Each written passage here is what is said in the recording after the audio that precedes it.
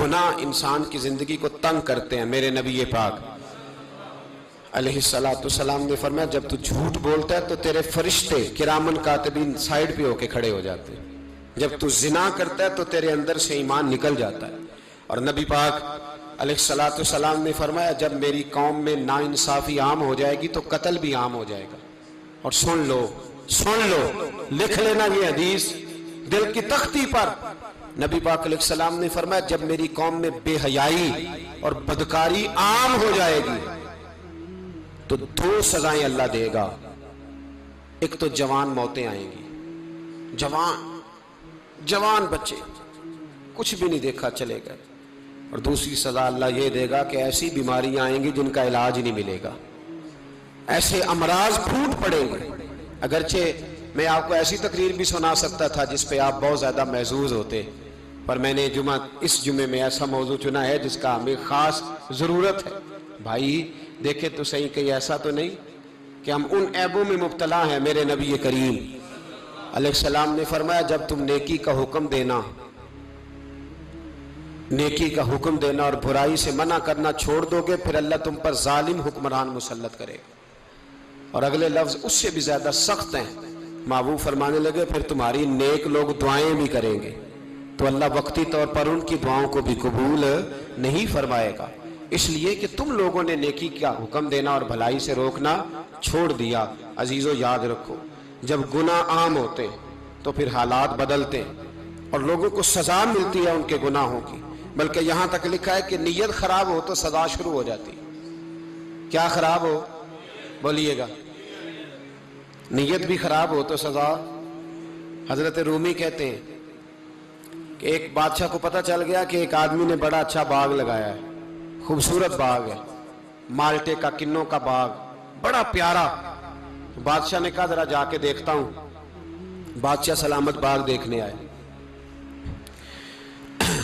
تو اب وہ مزدور آدمی تھا، عام آدمی تھا جس نے باغ لگایا، کسان تھا، اس کو کہا کہ چند کنوں توڑ کے لایا تو بڑے پیارے لگے۔ ایک دو اور لایا، کھائے، بڑے میٹھے، بڑے پیارے، بڑے توانا، بڑا مزہ آیا۔ تو بادشاہ کے دل میں خیال آیا کہ اس پہ قبضہ نہ کر لوں باغ پہ۔ ہمارے ہاں نا کرائے پہ دکان دیتا نا مالک، تو جب کسی غریب کی چل جاتی ہے کہتا ہے تو خالی کر، میں نے خود ڈال لی ہے، چل گئی نا اس کی۔ حالانکہ رزق اپنے اپنے نصیب کا ہے، رزق اپنے اپنے نصیب کا ہے، جس کو اللہ تعالیٰ چاہتا ہے عطا کرتا ہے۔ تو اس کو کہا کہ اور توڑ کے لا، اور دل میں خیال ہے کہ یار اتنا اچھا باغ ہے قبضہ کر لیتے ہیں، ہماری حکومتیں قبضہ کر لیتی ہیں کہ کوئی چیز اچھی لگ جائے۔ اب وہ کسان 2-3 کنوں توڑ کے لایا، اس نے کھائے تو کھٹے نکلے، ترش تھے۔ کہنے لگا تجھے کیا ہو گیا ہے؟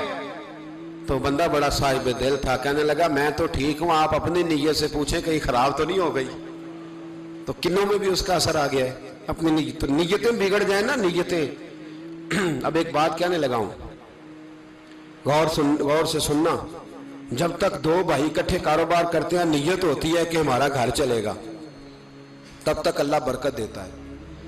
اور جب اپنی اپنی جیبیں سمیٹنے لگ جاتے ہیں نا کہ یہ میرا 5000 ہے آج میں گیا تھا اگرائی کرنے، یہ میرا 10000 ہے آج میں نے محنت زیادہ کی، جب وہ ٹٹولنے لگتے ہیں پھر اس دکان سے بھی برکت اٹھ جاتی ہے، پھر وہاں سے بھی برکت چلی جاتی ہے۔ فَإِنَّ لَهُ مَعِيشَةً ضَنْكَ، فرمایا جب تو میں منہ پھیر لیتا ہے پھر تیری زندگی اللہ تنگ کر دیتا، پھر وہاں سے بھی برکت، خوبصورتی، اثر اٹھ جاتا ہے۔ ایک سنار نے گلی میں ایک یتیم چھوٹے سے بچے کو گھومتے دیکھا تو سنار بے اولاد تھا، بچے کو اٹھا کے گھر لے آیا، 18 سال اس بچے کی پرورش کی، اس کو پالا پوسا، جوان کیا۔ سنار کے پاس وہ دکان پہ چلا جاتا، وہ کئی دفعہ دکان پہ رہتا، کئی دفعہ گھر میں رہتا۔ ایک دفعہ وہ دکان پہ تھا، بچہ گھر تھا، 18 سال کا جوان، اس کی بیوی اکیلی تھی۔ وہ جس نے ماں بن کے پالا تھا اس نے اسی پہ حملہ کر دیا، اس کا بازو بری نیت سے تھاما، بیوی چیخی۔ تھوڑی دیر گزری تو وہ نوجوان پیروں میں بیٹھ گیا، کہنے لگا اماں پتہ نہیں مجھے کیا ہوا۔ شام کو سنار آیا، بیوی چیخنے لگی، چلانے لگی، کہنے لگی آج عجیب بات ہوئی، جس کو میں نے جگر کا خون دے دے کے پالا اسی نے گندی نظر ڈالی۔ سنار محو حیرت ہے، بیوی کا خیال تھا کہ لاٹھ اٹھائے گا، ڈنڈا اٹھائے گا، नौजवान को मारेगा, लेकिन वो रोने लग गया। उसने कहा आज उसने मेरा बाजू थामा है, जाने क्या किया है। परेशान होने लग गया, सजदे में गिर गया। कहा तू बताता क्यों नहीं? तो वो सुनार कहने लगा उसकी गलती नहीं। 18 साल के बाद आज मुझ पर भी शैतान सवार हुआ था।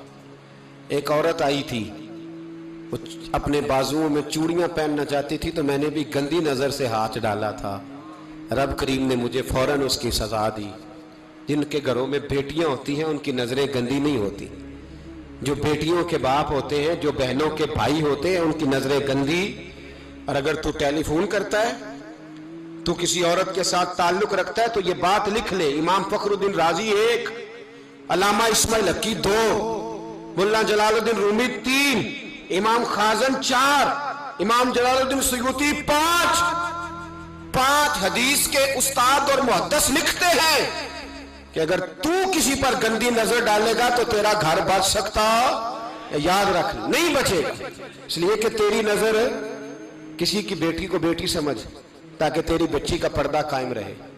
किसी की बहन को, ये क्या बात हुई कि तू जितना मर्जी गंद मुआशरे में फैलाता रहे, तेरा घर बचा रहे, ये कैसे हो सकता है? फ़इन्ना लहू मईशतन दंका, अल्लाह फरमाते हैं जिंदगी तंग हो जाएगी तेरे लिए मुश्किल। तू ढूंढता फिरेगा कि मैं मरने को जगह तलाश करूं।